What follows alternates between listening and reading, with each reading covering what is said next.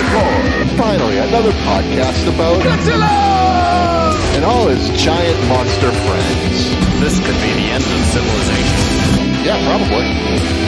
So join your hosts, Chris Chickini and Chris Casares. Ladies and gentlemen, You're listening to the podcast. From Odo Island.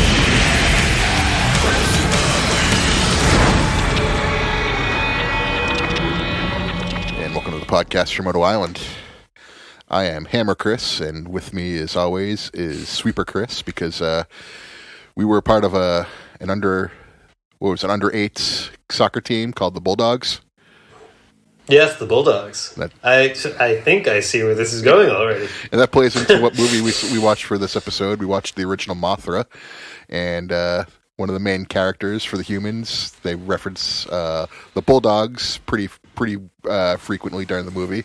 And that's all I could think of was us playing soccer as little kids.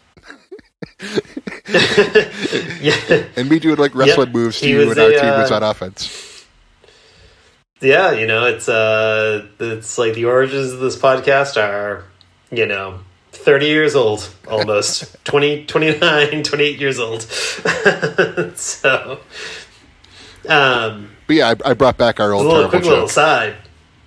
He's not the bulldog in the Japanese version. He's like the snapping turtle or something like that in the Japanese version. I forget exactly what it is, but maybe he's a shark. But, yeah.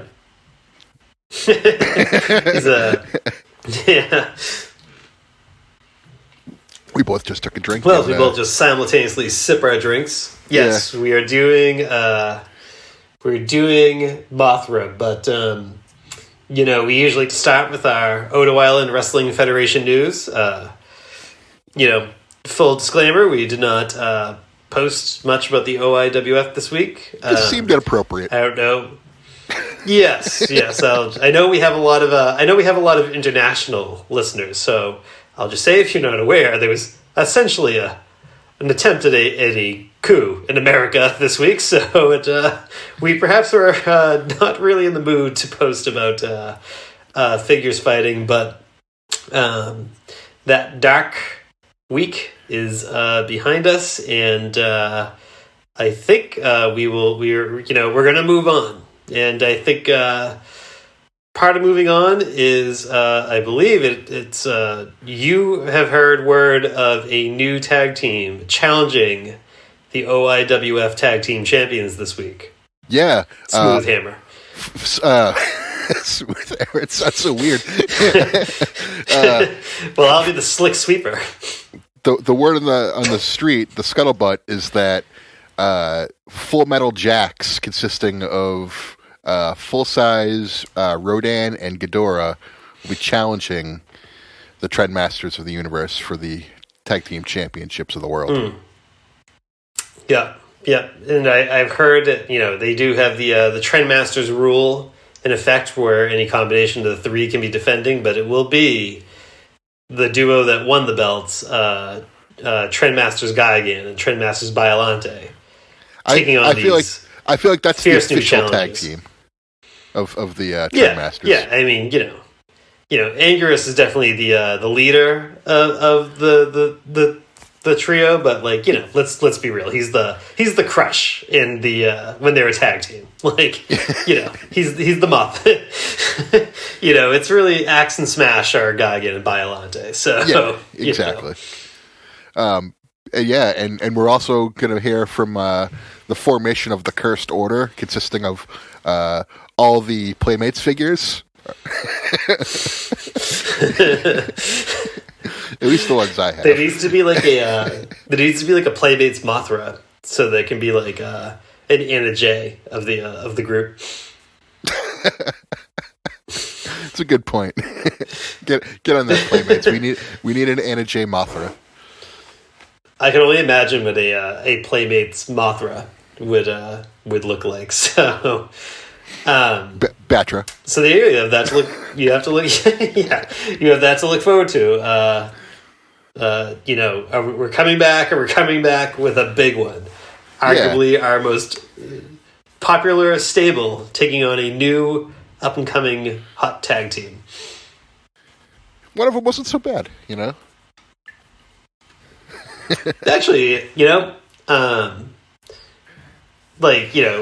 in the early days of this podcast, we talked about like new Jax figures like every week, and I think it was I think I talked about this, and I forget which one you have. I think there's like a running change to like King Ghidorah. Yes. In the Jax line, where like he's actually painted. Yeah, we both got the original one with no paint on him pretty much anywhere, so it was just like this weird matted like yellow blob, and then we got like they got like released later on, and he's got like teeth painted, his mouth is painted, and it's like little silver like lines painted on him and stuff.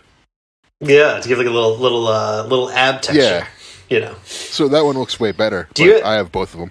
Do you have both? Yeah, I have, because like I remember like when right before the Playmates line like started to hit, like Walmart was like selling those like $2. There was $2 for the battle packs, and then $4 for the big sized ones. So I went there and I was like, oh, they got a ton of Ghidorahs. I'm gonna get you one, and I'm gonna get me one, and I'm gonna get this Rodan and Godzilla. I actually kind of wish I snagged more.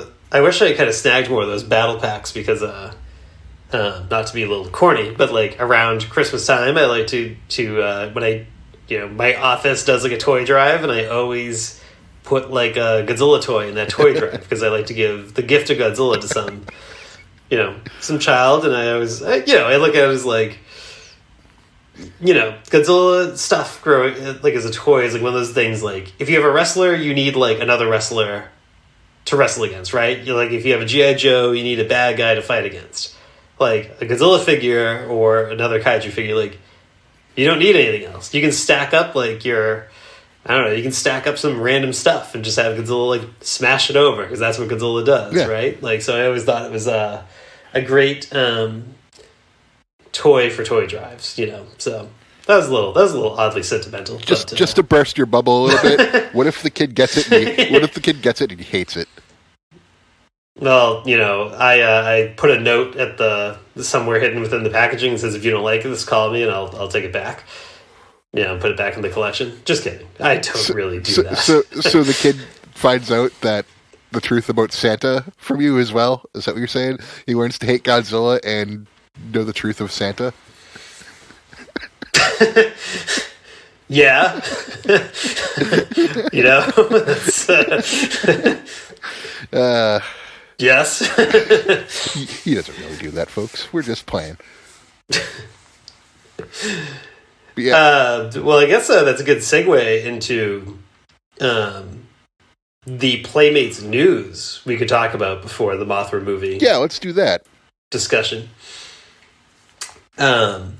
So I sent it to you right before this podcast, but there was like some images revealed of some new Godzilla and Kong 13 awkwardly sized 13-inch figures coming out, because why would anything ever be a foot when you're dealing with Playmates? It's probably going to be 13 inches, but it's Godzilla that looks very similar to the giant size one that is like already out there.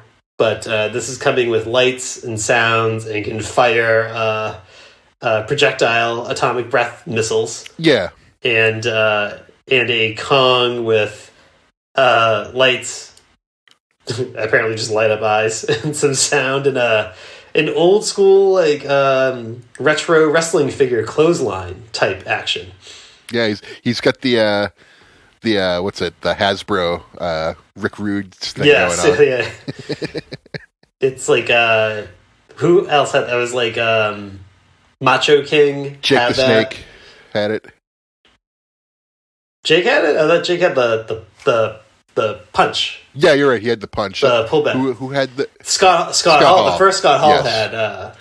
had that, or Razor. Sorry, he was Razor Ramon at the time, and then the Texas Tornado had that, right? But he could spin all the way around. Oh, it'd be awesome if this Kong could do like a Texas Tornado punch. That'd be fucking sweet. But yeah, I think these are good decisions for Playmates to be getting into the more like action-oriented part of these, making them full-fledged toys as opposed to just sort of what we have right now, which are really just like, cheaper versions of like the NECA and Bandai stuff that already came before Yeah. it. This is a good way to distinguish themselves and make their figures their own, because part of their challenge has really been like getting out of the shadow of using like what other people consider like knockoff molds or whatever. So this spices it up, makes them more peelable, and I'm not gonna lie, I'm gonna pick these up. They look good. Yeah, I thought they looked pretty cool. We were talking like offline how we thought the Kong in particular looked pretty cool. It did look like, well, you pointed it out. It had like that weird Playmates flat finish it's got that thing. They have it's Playmates distinctive feature that they have. It's like this weird like matted down, like you can still see like the details, but they're kind of like scrubbed away a little bit, and like, you know, it's just weird that it's on all their figures, and I'm kind of starting to love it. It's like their figures are like they have like 2.5D detail. You know? Yeah, it's not quite like it's trying to exist. It's like detail getting sucked through like a dimension. I don't know. It's AI learning, but losing the battle. AI learning about emotions. So the issue will still be if, according to the Toho Kingdom interview, the guy from Playmates did a little while back, these will still be Walmart exclusives because they're part of the Godzilla versus Kong line. Yeah. Which means I can't just drive down the road to Target and get these. But supposedly whatever else is coming that's outside of Godzilla versus Kong in the spring is going to be in Target. So we'll see. We'll see. That'd be good. I think the era of like store exclusives really should come to an end. I think that's bad for everybody, especially the consumer. Yeah. Yeah, agreed. It just creates problems, like completely unnecessary problems that you don't need. If you just ship to everybody, then like who cares? You know, like everyone's getting the same thing. Yeah, I don't mind when it's like you know, like Star Wars did like these like holiday stormtroopers. Like it was like Amazon had one and whatever, Target had one and Walmart had one. Like when you do like a gimmick like that doesn't bother me less. But like an entire toy line being exclusive, like I don't know. I don't mind like the one-off exclusive figure, but an entire line is just, that's what I'm talking about. Yeah, like yeah. It's like it'd be so much easier if you could just distribute everywhere and not have to worry about it. Because like when you're distributing to certain stores, like it can get mixed up and like people receive the wrong deliveries. It's happened before, you know. Yeah, there's I don't know if you're part of it too. There's like some wrestling figure group I'm part of where someone like ordered a bunch of AEW figures from Walmart, and like when they like, I don't remember if they did like kind of like contactless curbside pickup or whatever, but whatever, they got like their package from Walmart, and like when they opened it up, it was just 4 He-Mans, like 4 He-Man figures, not like 4 different figures in the line. It was like just 4 He-Mans, and they ordered like a bunch of like AEW figures, and I was like, yeah, this sucks. Yeah, like that is awful. Like not even the same like figure line, you know. Like, not even close. Yeah. Walmart has really showed over the past year and change, in particular, how terrible they are with pre-orders and just in general, like online ordering. But we'll probably be seeing that Warbat Playmates figure around us soon, probably in a couple months. Like people are like reselling it on eBay for like $90. Like, get out of here! What is this? Get out of here with that nonsense. Like I've seen people trying to resell the like the Bandai stuff that I got when we first started this podcast for like exorbitant amounts of money. I'm just like, are you kidding me? Like these are $12 figures. Like get out of here with this like $30-$40 like HS. You know, the BS. particularly with like that like Warbat figure, like. That's going to be like how like the Skull Crawler is kind of starting to be in Walmart, where it's like, yeah, it was like a little like elusive at first because like it was only like some places were getting it earlier than others, but it's like if like you go to like a Walmart now, like which I often do, like looking for some like wrestling figures and stuff like that, but I always like to walk by the Godzilla section to see like how it's doing. And it's like there's always just like 1 or 2 Godzilla figures and Kong figures like kind of floating around, but like there's always like now there's like a million Skullcrawler figures just like sitting around. Yeah, because like nobody knows who the fuck the Skullcrawler is, so like, who's gonna buy it? A few months ago, like probably like September, October, there was tons of Kong, Godzillas, like all over the place on that section. There was no Skullcrawlers, and then thankfully it's right next to the wrestling section, so I don't have to make 2 trips to different areas. I can just look at everything right there. Yeah. But then I went back and like after you'd said that there was tons of Skullcrawlers, and you were right. There was probably like 10 of them, and not too many of the the black Godzillas. There's the gray Godzilla, but not the black one. Yeah, I like I don't know. They've all kind of like it's. I don't know. It's weird. I always like kind of like say like sometimes like maybe I get Stockholm syndrome with like bad figures, which I think we will probably talk about quite a bit later in this episode. But it's like literally like we gave so much shit to the Playmates line over the I don't know, over the past year or so. But it's like it has like oddly grown on me in such like a strange way. They're coming around. They're coming around. They're getting better. I think my line was baby's first figure. You know, it was like they were just like first learning how to make their figures, and they decided to release their figure even though it shouldn't have been released. Same idea, but they're learning by mistakes, I guess, and every sort of incarnation of their next figure seems to be an improvement. Which doesn't explain Gigan at all, though, because Gigan's really good, and like none of the other figures are. Gigan's really good. The small like whatever they are, like 5.5, 6-inch Kong figures. Those are really good. But I also really like the I really like the Final Wars Godzilla, even like the small one. Even like it's like a little goofy I haven't looking. Seen that but, like, anywhere. I don't know. It's cool. Oh, I thought you had that. No, I have the I think it's the Bandai Final Wars, the 12-inch one. Oh no, that's Playmates. It is. But there's a small one too.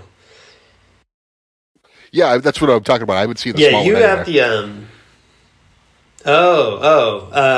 it's actually like a cool figure. Next time, if I see one out in the wild, I will pick it up for me. Don't even I haven't ask. seen it in a while. Yeah. I haven't seen it in a while, but it's cool. But it's like funny because like on the back of the packaging, it's replaced Shin Godzilla on the back of the packaging. It's a good idea. I've seen I know you have it, and I've seen the Shin Robjira video on it, but I have not seen it personally. I haven't gone to stores really either, so take that for what it's worth. Yeah, I go to liquor stores, supermarkets, and then the occasional Target, Walmart run. That's literally the only places I go. Legit, that's all I've done for months now. I have to go to a liquor store. Anyway, different. That's pretty much all I really did pre-pandemic, anyway. So it's like I go to the whatever. We don't need to get into that. That's pretty much where I ever go. But on to our main attraction, I guess. The main topic today, which was the original Mothra we watched. I have never seen this one before, and I know it's one of the movies that sort of like you've never really watched it too many times either. So this is sort of like a fresh movie for us to go through, like almost from the same perspective. Yeah, I had seen this before, but I was saying offline, I was like, I just assumed I had this on DVD. I actually did not. I only had it on VHS. That is how long ago I've actually watched this movie. Yeah. So I'll do our quick setting of the table before we dive into the movie here with our background. So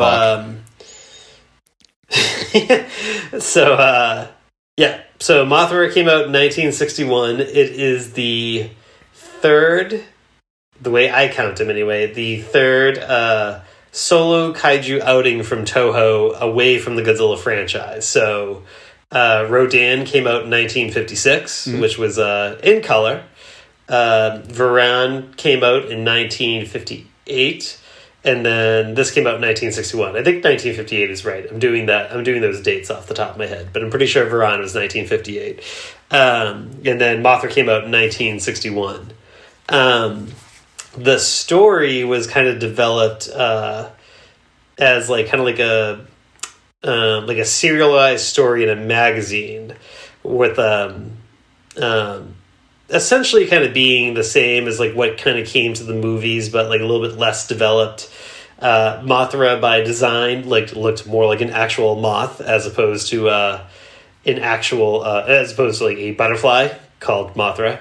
But like the art that was that went along with like the magazine serialization had Mothra more as a moth, and the Shobijin weren't so much developed as like Mothra's fairies. They were a little bit more just like kind of more members of like the people that Mothra protects. Gotcha. But so from there, Shiniki Sekizawa is the guy that like was the main guy behind taking that story and which was called the Luminous Fairies and Mothra, is what the serialized version was. He was responsible for taking it and turning it into a movie. And from what I gathered from like what I read in some books that I have is that he was kind of like Mothra was like his like brain, like the modern concept of Mothra was like his like brainchild. And like the way like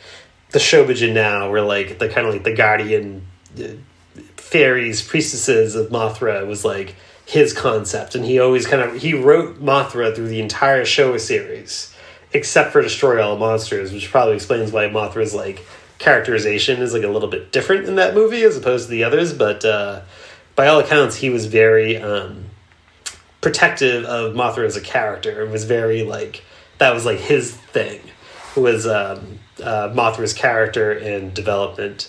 So originally there was 4 Shobijin, but that was turned into just 2 by the time the final version of the script was written. Yeah, you don't need that many harmonies. No, no, you don't. But excellent segue, because the Shobijin were played by the Peanuts, who are Emi and Yumi Ito, and they were pop stars in Japan at the time. But they were signed to Columbia Records at the time, and they had a number of hits prior to this movie of them essentially doing like covers of like popular like American songs, and so featuring them in this movie was kind of like a Toho Columbia like kind of like co-marketing. Promotional idea essentially, it was like not like I wouldn't call it like a celebrity vehicle like in like the modern sense, but like it just seemed like a thing that could be beneficial to everybody to have them in this role. And I think they had some successful albums that came in the wake of this movie. But in Japan, this was and also actually in America, and in both sides, it was a critical and financial success on all fronts. So that was, the kaiju boom was in full swing. And, the last thing I'll say about the transition from the story to the movie is that, as we'll probably talk about this, like the Roslican country is, a not so subtle, combination of Russia and America. And in the paperback or the story, the serialized story, there's a little bit more backstory to it, which apparently there was some sort of really bad deal signed between Japan and the Roslican government that somehow America makes out really well as a result of that deal, and Japan does not make out so well. But that is kind of dropped in the movie, and instead it's hinted at that like there is some tension between these two countries, but it's not really fully developed. But it's essentially I think New Kirk City is a little on the nose for what that's supposed to be a stand-in for, but yeah, so that is the background.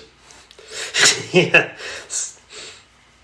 And the last thing I'll say, and I wonder how this will factor into our discussion, is that the U.S. version is 13 minutes shorter than the Japanese version. But a significant chunk of that 13 minutes is another musical number from the Shobijin. Okay. So, but that's it. That's the background. So, I'll kick it back to you to take us to the promised land in this movie. All right. So basically, like, I'll just give you my thoughts on it overall. There's two parts of this movie, really. There's the beginning, which is them sort of discovering the Shobijin after the account of these soldiers being rescued who were stranded at sea, basically. And they wound up on this island, and they're like, oh, the natives helped us. They gave us this juice. And the juice is like the spice from Dune. Is that 2 episodes in a row? There's been a Dune I'm reference? just going to do it every time.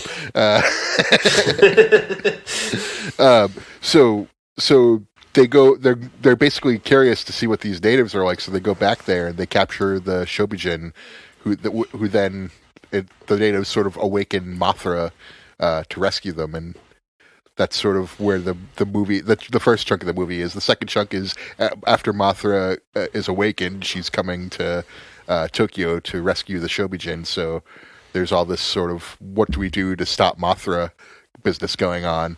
And then the fun part of the movie that I could tell the people making this movie really wanted to make this movie for was Mothra sort of destroying the city. Yeah. Those scenes just looked like they were so fun to make watching them. Like just the cars blowing in the wind and like the cities just getting destroyed and everything. They must have been having a ball on set that day. All I could think of was how much fun. E.G. Tsuburaya. So yeah, I didn't mention it because we don't often mention the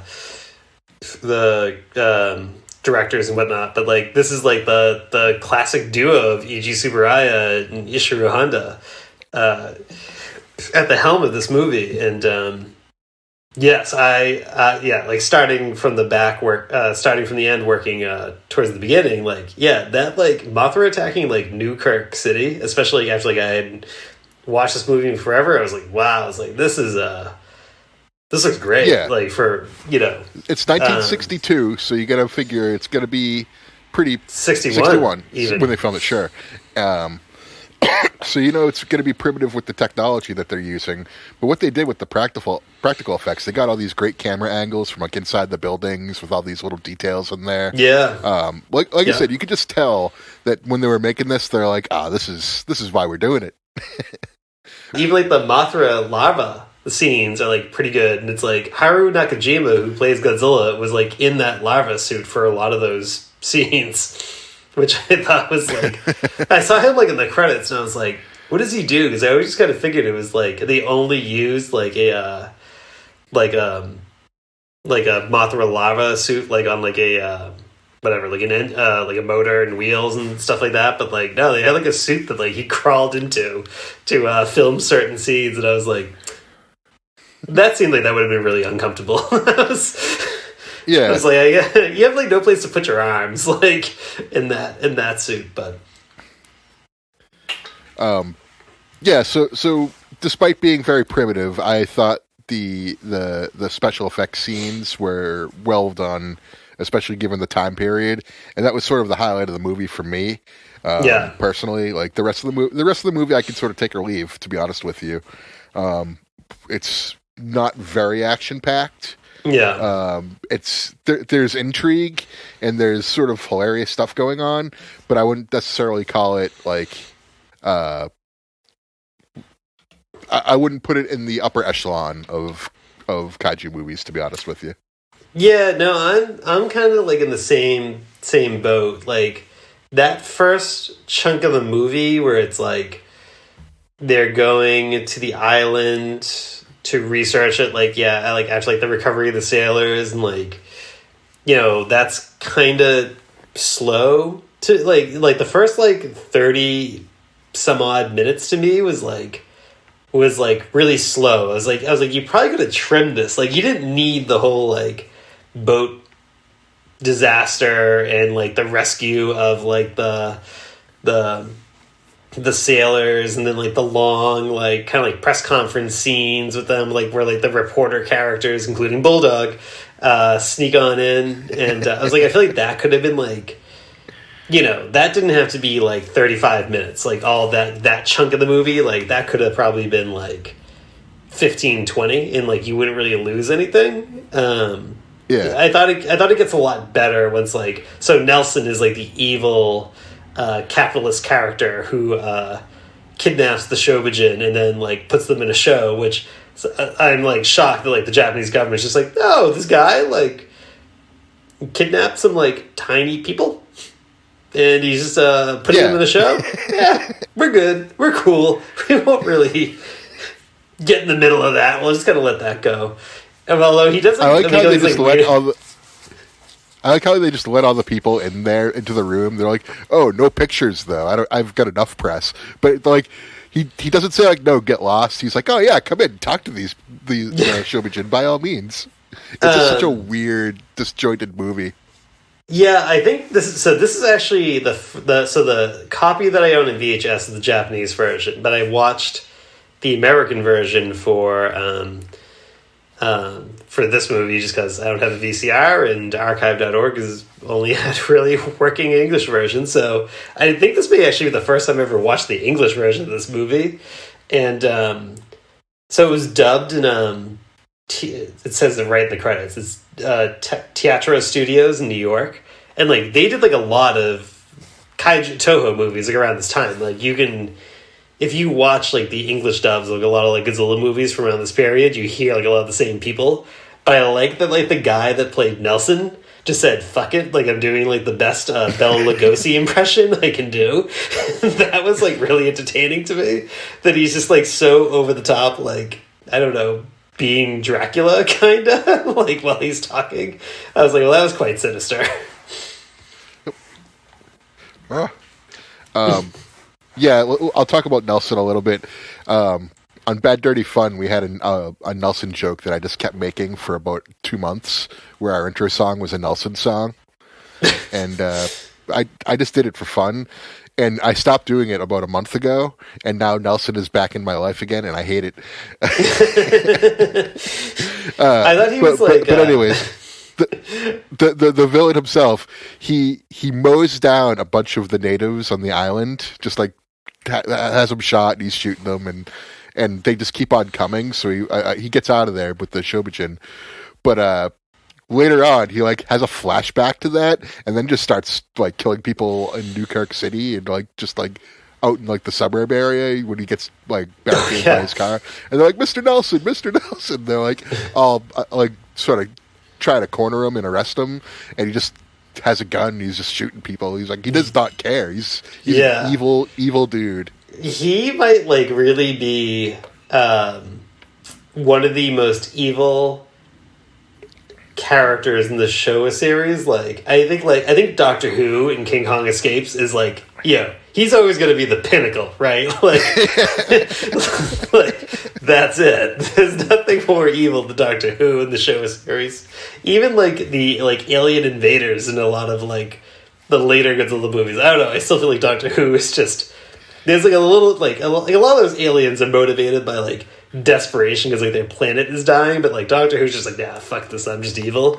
Like this guy, I think is like when you look at his motives and just how quick he decides to just shoot people in situations, like he might be like the number 2 top evil guy in the Showa series, in the Showa universe. I'll agree with that. Yeah. He's not as likable as Doctor Who was. Doctor Who is just hilarious. But Nelson is just malevolent and he's a dick, and he's like Doctor Who without like sort of the cartoony charm of him.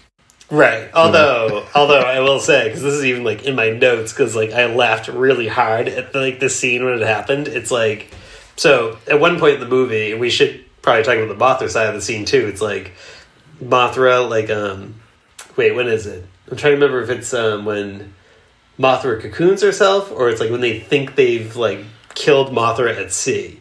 But like it's like, but anyway, at some point in the movie, Nelson like and his like cronies disguise themselves, and they get in a plane and they go back to the Rosligan Empire, and like they get to like Nelson's farm, and they take the Shobajit out, and they go like, oh, they put on the radio, and they're like, oh, Mothra is believed to be dead, and they like literally spend the next 30 seconds like doing like the stereotypical evil villain like Yeah. while they're like taking out bottles of whiskey and like pouring drinks, and I was like, this is like hysterical to me. That like I feel like the first half of this movie is so kind of boring. Not, I shouldn't call it boring, it's just a little bland, but then it's like the second half I was like, yeah, this is pretty good. This is this is comical. That's about how I felt about it too. Even like the bulldog when he beats up like the 4 dudes in the stairwell. Oh yeah, and he's like, that's why they call me the bulldog. Also, that guy, stand-up comedian in Japan. I forgot to mention that in the intro. He's I believe it. He was sort of a quirky character. He gets the mouse in his clothes, and he's like dancing around all funny and like making the kids laugh. Yeah. I could see that. All right. I'm looking at my notes, and I'm glad I did this because the White Claws were flowing when I watched this about how evil Nelson is. And this is like a quick, if you don't catch it, you'll miss it scene. Like, right, so, yeah, you reference it when Nelson is, like, in the suburbs of Newkirk City, which, like, very Danish for some reason. But anyway, like, when he gets out of the car and he's surrounded, he starts shooting at people, there's a really quick shot of him. He takes an old man's cane before he runs away. It's in the scene where he gets shot when he's running. But if you watch that scene, like, he randomly grapples like an old guy's cane away, and the old guy falls like the very corner of the screen. And I remember I saw that, I was like, would you like? Why did you do that? Was that just like, I'm about to die, and I've always wanted to just like trip an old guy, so I'm going to do it before I go? Like. Wow. So Nelson, yeah, you're a dick. Yeah, Nelson, just the worst, just the fucking worst. There's Nelson, the bulldog, and then all the other characters are very forgettable. God, I'm looking at like the notes I made. They're so ridiculous. Here, like I had to like think about what this note meant. They said fight scene, swings the papers like Brody Lee, and I was like, and it took me a second. I was like, what is that a reference to? But it's the bulldog fight. Because, like, remember, like, he's holding the papers, and he just, like, smashed some guy, like, in the head with the papers, and, like, the first guy no-sells it, but the second guy he hits, like, actually falls over, and I was like, oh, shit. It's Brody Lee, like, smacking John Silver with the papers. Good observation. I guess I was full of them while I was watching this movie, just typing feverishly into my note app. I watched it last night, so it's still kind of fresh in my mind. So I didn't make any notes. I watched it. By the seat of my pants on this one. I watched it 2 nights ago. That's a commentary on me and pandemic life. But anyway, as you hear that can crack in the background. But yeah, I thought most of the special effects scenes were good. Not just like the fight stuff. Like I thought like the scenes like Mothra breaks out of the egg and like the way they framed it, like the natives and stuff around. Like I thought that looked really cool. Yeah, like it's very dated, obviously, and they could do a lot better with today's technology. But for the time, it's the best they could do, and it looks really good. Yeah. I thought the I did enjoy the peanut. The peanut escape was kind of funny. Yeah. It's like those Markalite cannons. I forget what they call them in the American version. Like they're what are they? They call them like atomic heat rays or something like that. But like I think they are officially known as Markalite cannons, and I think this is their first appearance. I don't remember if the Mysterians came first or second, but or came before this movie or after this movie, off the top of my head. But I don't know. Those looked cool. I thought that was like some cool like rotoscoping effects. You know, they're the precursor to the maser cannons we'll get later in the series. But yeah, I don't know. That was cool. Yeah, like I'm not too big on the on them shooting at Mothra, but I just really enjoyed Mothra sort of just like the wind scenes. Like that's what I thought was like the highlight of the movie for me was just boy, what they if did you with, like cars if just, you like jumping wind down the scenes road. when we do Rodan, you're gonna have a lot to enjoy because there's a lot of wind scenes in Rodan. A lot. Yeah. I mean, that is like Rodan's like primary weapon in that movie. So. But I'm just saying, from this being the first time of me watching this movie, that's my prime takeaway was just like how much those scenes stood out and sort of made Mothra not so much a bad guy, but just sort of a force of nature more than anything else. So like she doesn't really like mean to harm anybody. She more or less is just being herself, and anything else is collateral damage. Yeah, I mean, she wants her people back, right? You know, like, Mothra has pretty much been summoned because, like, you know, some outsiders invaded and kidnapped, like, members of their people, killed a number of their people. Yeah. And, you know, Mothra's not waging war. She's just pulling a rescue mission, you know? She's like Rambo in the second Rambo movie, you know? She probably gets back to the island and they say, Mothra, did you leave anything for us? And she's like, only bodies. Although that's Commando, not Rambo. But still, the analogy works, all right? Second one, the fourth one, kind of the fifth one. Although the fifth one is really sad. No, I haven't seen that far. I've only seen the classic Rambo movies. The newer Rambo movies are fantastic and you have to watch them. Okay. I didn't think we were going to make a Mothra Rambo comparison there, but who knew Mothra was the Rambo of the Godzilla franchise? This should just be called Mothra First Blood, is what this should just be called. Well, I don't know. I mean, that's anything else to say before we rank it? That did it for me. I think I peaked. Yeah, I mean, like, I don't have much to say about it. I liked it. Didn't like the first half of the movie. I don't know. What sort of where would you put this in terms of what wrestler it would be? Yeah, this is a hard one because I feel like I've been trying to, like, I kind of said when we were kind of talking offline, I was like, oh, this is like Rock when he was having like his Nation run and like IC title run, because obviously Mothra goes on to be like one of the most popular things ever in the kaiju world. But yeah, I don't know about that. I would. It's hard. This is like someone that didn't start off strong, but gets really strong from there on out. But isn't a Stone Cold. I don't know. Maybe it's like a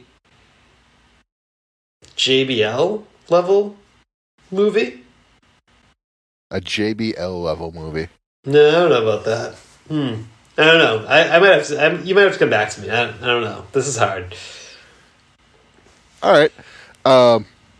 Well, I guess what I'm going to compare it to is Hikaru Shida. She started off and she wasn't very well known here, and now she's AEW World Champion. So. Yeah, actually, you know what? That's a great comparison. Yeah, I will not steal it, but I'll do something similar, and I'll say, yeah, it's the Serena Deeb of movies. Yeah, you know. Also, like, if God, I hope most people who listen to this podcast also watch wrestling. Like, I said this like offline in one of our group chats. Like, Serena Deeb, probably one of my favorite wrestlers to watch during the pandemic. Everything she's doing, flawless. But that's a different. That was podcast. my favorite. That was my favorite match of Dynamite, and up until Darby Allin got thrown through the table, and I was like, "No, this is my favorite part." So now coming to our star ranking. 1 star to being a jobber, 5 star being a main eventer, and lower mid card, and upper mid card in between.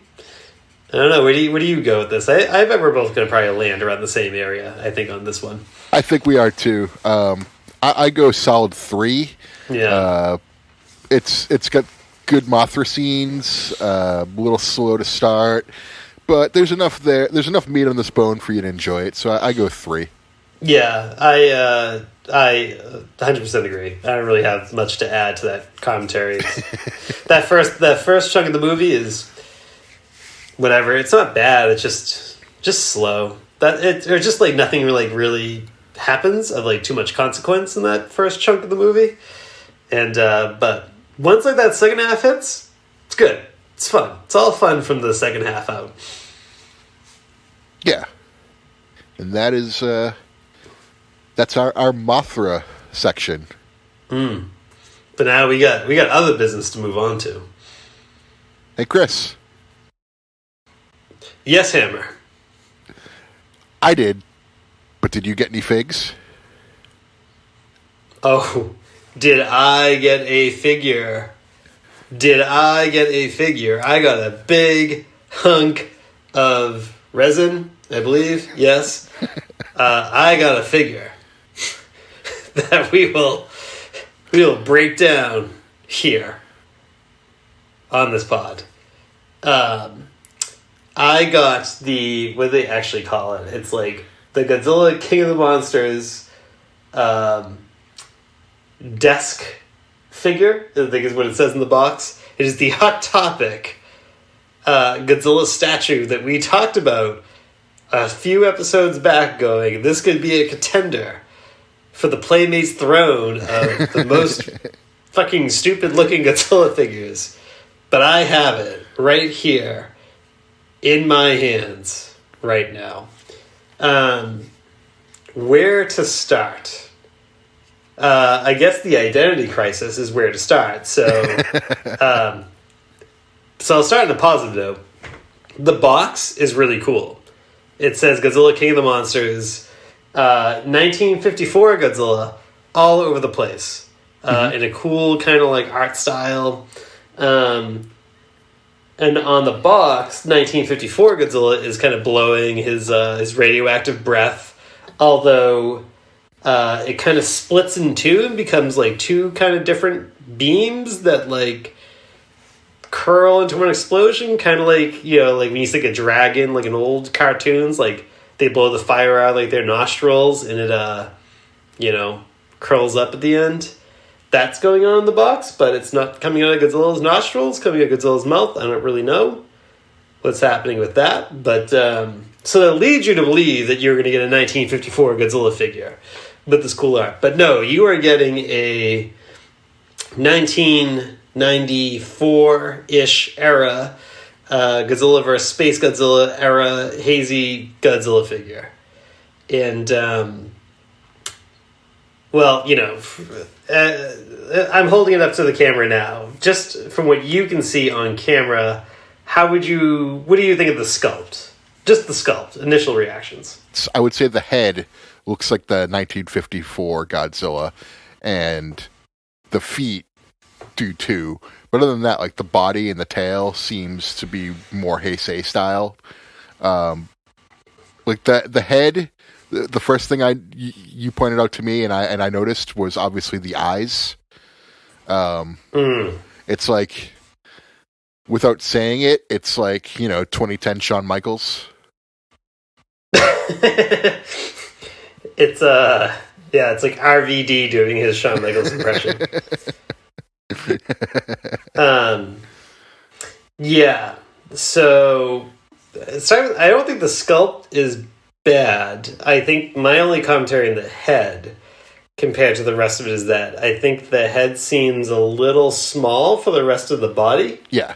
But I'll admit, when I first took it out of the box, like, for seeing how bad the pictures were, I just expected this was going to be like a horrendous figure all around. When I pulled it out and I looked at it really quick, I was like, oh, it's actually cooler than I thought it was. Yeah, it was like, I had a coupon, which is the only reason why I bought it, because I had a coupon. I don't know how I got a Hot Topic coupon, but I had a Hot Topic coupon. But, and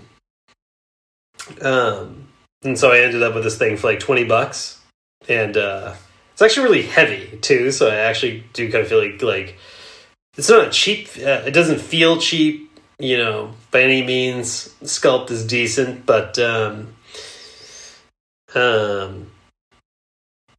Oh God! As I look at this more, like the paint flaws I'm starting to find. So, so you touched on the eyes, and again, I will hold this up to the camera for your reaction to the eyes. And so, I feel like it's important to note that I'm holding it up to the camera of our Discord video chat, because if you can see flaws through this sort of like camera, Yeah. it should kind of stress how bad they are. So, I kind of want your review of this. Well, the eyes they just look kind of goofy, but the teeth are really where the fun starts, because like they painted the teeth into like what I'm guessing is just like sort of like a lump in the carving.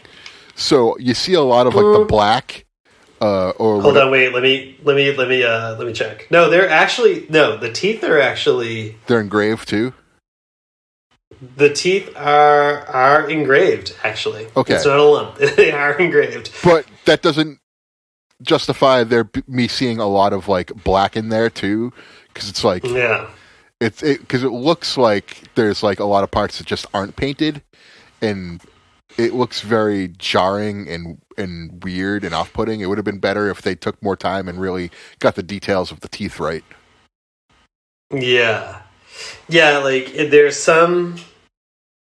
Like, oh God, yeah. Like, so, like, look at, like, this side here is kind of what you're talking about, like the sloppy application of the paint. Like, it looks like it's those, like, missing teeth. Yeah. From the paint application. As to what you referenced with the eyes, so on Godzilla's left eye, it's colored fine, you know.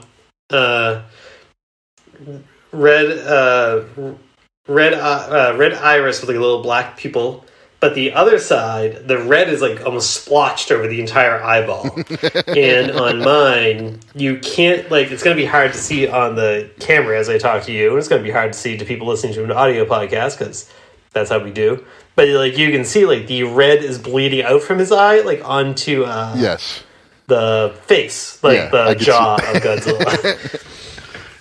So the paint application with the eyes and the teeth is really miserable. But the next thing I want to kind of point out with the paint job is on the tail here. Like, I don't know if you can see that, but like it's like it just stops. Yeah. So all right, so this is like a lot of Godzilla figures do this, right? They don't paint all the way to the tip of the tail, but when you look at like the dorsal plates, you know, they're painted kind of running down the tail, but at some point they kind of become flat towards like the last like quarter of the tail.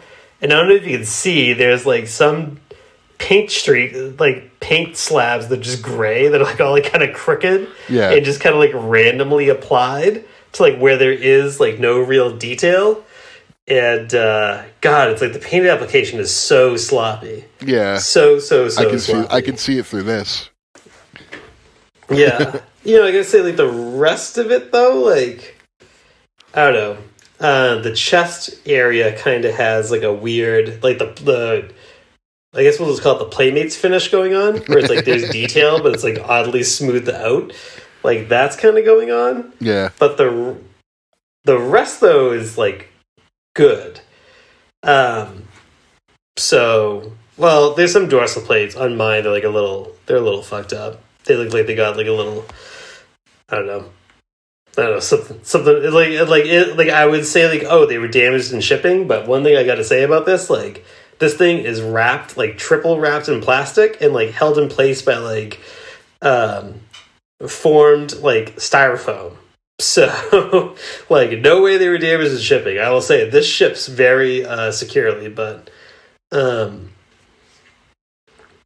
yeah, I don't know. I have it so you don't have to. Well, this isn't something that really interested me from when I saw it. Yeah. But I knew you should get it just because, you know, you're the Godzilla guru. You know, you have all the figures, so why shouldn't you have this one?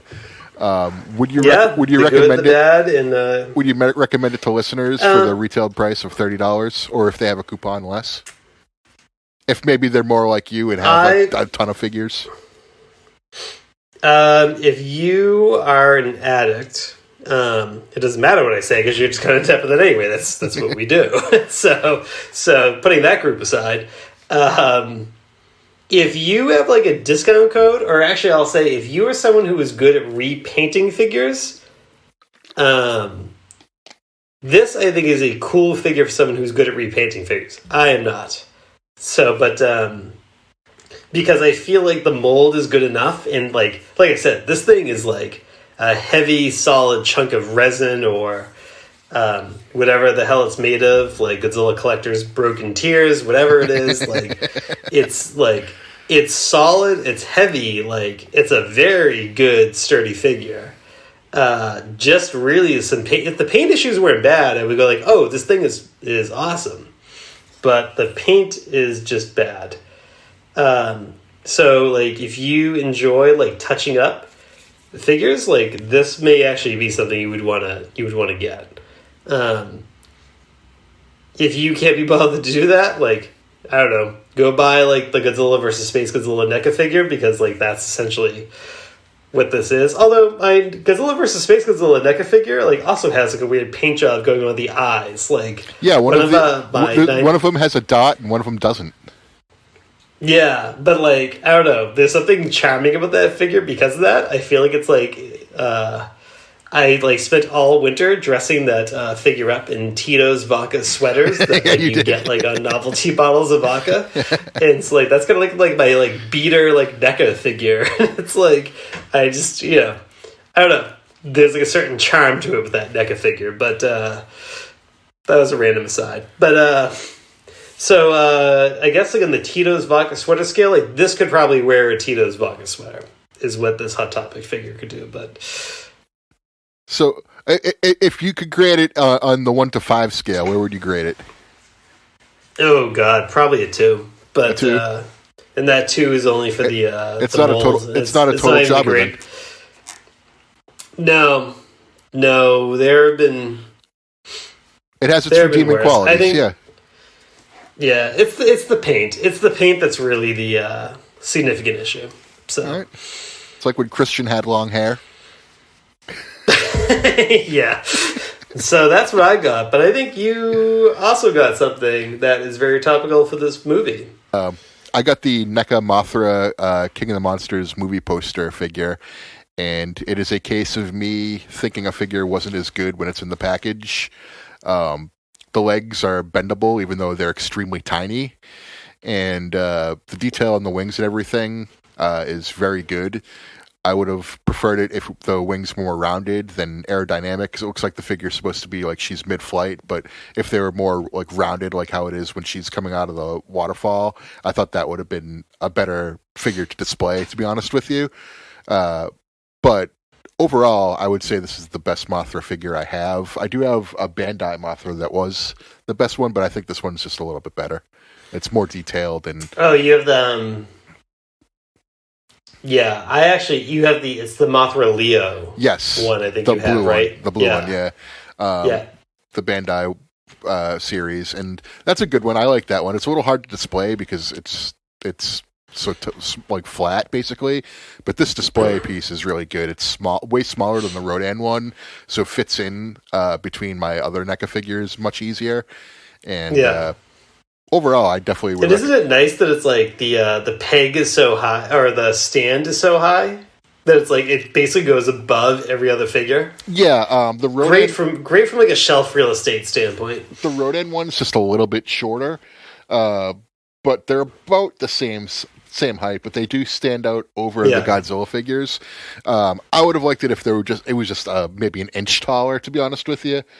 But I'll definitely take it as is because it's, like sitting next to my Rodan figure, it looks like they're about the same height. So, after you said it was your best Mothra figure, I started looking around my room to go like, what is my best Mothra figure? And there are some good contenders, but I have a Mothra Larvae Bandai that I think is from the early 90s, if not like the late 80s. And, I got, like, my parents got it for me when I was, like, a child. Like, I must have been, like, 12 or something like that when they got it for me. And I just always remember my mother going, why does this thing look like a giant turd? I don't understand why it looks like a turd. And I remember like being like 11, 12 years old and like not knowing what turd actually meant as a word. And going like, you called the shit a turd? As I got older. You knew shit, but you didn't know turd. I mean, when you're 12 years old, like, how often is turd used in your conversations? Daily. Right? Like, I think we were all calling it poo or poop at the time. So no, we were calling it everything. So maybe Pinch that's it a loaf. the best one, just because of that story. But I actually have a Thai Beanie Baby Mothra that is actually really good too. But yeah, I don't know. I don't know what the best Mothra figure is. Maybe it's a Trendmasters one. Ooh. I don't know. Maybe we'll discuss that more in the future. But yeah, that was I'm 3 figures away from a full NECA retail set. So if you have a reasonably take a shot. Wow, Take a shot. Can't speak today. A reasonably priced. Forget it. If you have a 1954 or a Shin Godzilla version 1 for a reasonable price, hit me up. I'm at BDF Chris. I can't speak. I just couldn't then. Oh my god, we didn't plug our Twitter at the beginning of the episode. You're at BDF Chris and our Twitter's at OIWF Pod, but you probably already knew that if you stuck around this long, you enjoy our banter at like the back end of these episodes. So yeah. Well, I guess that leaves us to what do we watch next? And this is really going to be at the top of our heads because we actually don't discuss this ahead of time at this point. So I guess we'll kind of do what's been working for the last couple episodes. Like, do you want to show a movie? Hazy movie? Do you want a Godzilla movie? Non-Godzilla movie? Why don't we do what this? You want? I'll cue it up. Why don't we do this? Last time you picked the era, and last time I picked the era. Was that right? And then you picked the movie. Is that how we did it? Yes. I will stick with the Showa era because I'm happy that we're back in this era. Frankenstein conquers the world. Frankenstein conquers the world, huh? That is what I'm Good picking. one. Yeah. Interesting. I did not see that coming. I won't lie, did not see that coming. I'm floored. Floored is what I am over that. So, all right. Well, hey, now the Mothra movie. I've only seen twice. That's a movie I've seen a number of times. Looking forward to it. Okay. So it'll be my first time. That means we're getting the return of my man Nick Adams from Godzilla vs. Monster Zero. My man. He's like human Anguirus. Listen, Anguirus. Nick Adams he has a compelling, but also not laughing to make light of it. Laughing because it's just what would you say is awkward and discomforting. Like, he had a pretty tragic story as a actor, and I don't know, he's a compelling guy, and this is a very compelling time in his life. Very good friends with Elvis, as I probably said when we did Monster Zero. Yeah, one of Elvis's best friends, in fact. So there you go. Yeah, Nick Anguirus. Confirmed. We'll have the Nick Adams Cup in the OIWF.